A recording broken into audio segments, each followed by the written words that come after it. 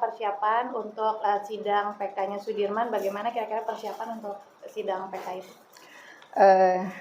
Sudirman alhamdulillah tadi saya tengokin juga secara ini sih sudah siap, karena memang Sudirman kan sejak dikembalikan ke Lapas Cirebon itu sudah dilindungi LPSK, dan tadi juga ada asesmen dari, jadi kayak pendampingan dari psikolog.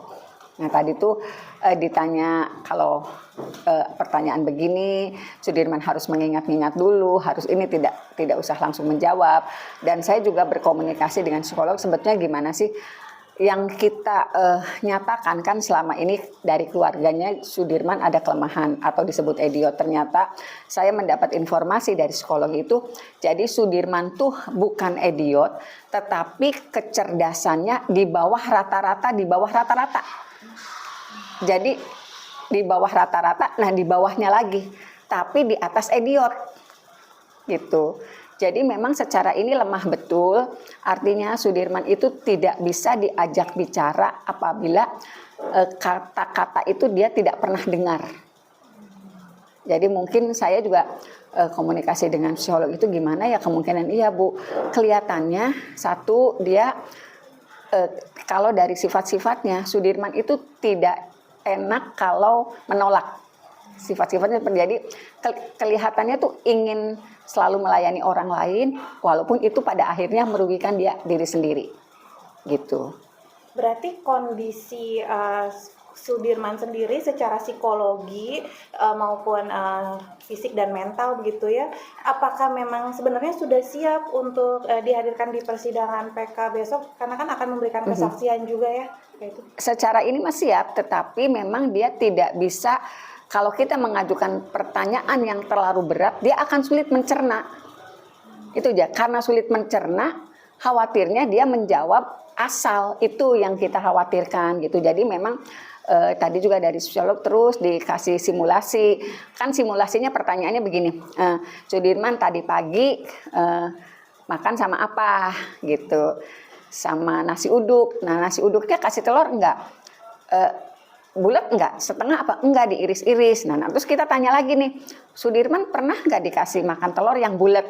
Nah itu dia tuh untuk menjawab itu juga butuh proses gitu loh. Kemudian tadi ada, karena kan ada ponakannya yang diajak gitu, lihat ke lapas. Sudirman itu ponakan Sudirman suka kesini, suka gendong enggak?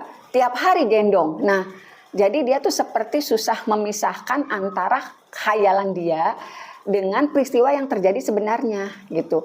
Kan nggak mungkin ponakan yang masih umur 2 tahun sebelum digendong tiap hari sementara dia ada di lapas itu. Jadi saya konsultasi itulah dengan psikolog yang mendampingi Sudirman. Jadi itu Bu, jadi antara khayalan dan kenyataan yang terjadi dia tuh seperti sulit memisahkan.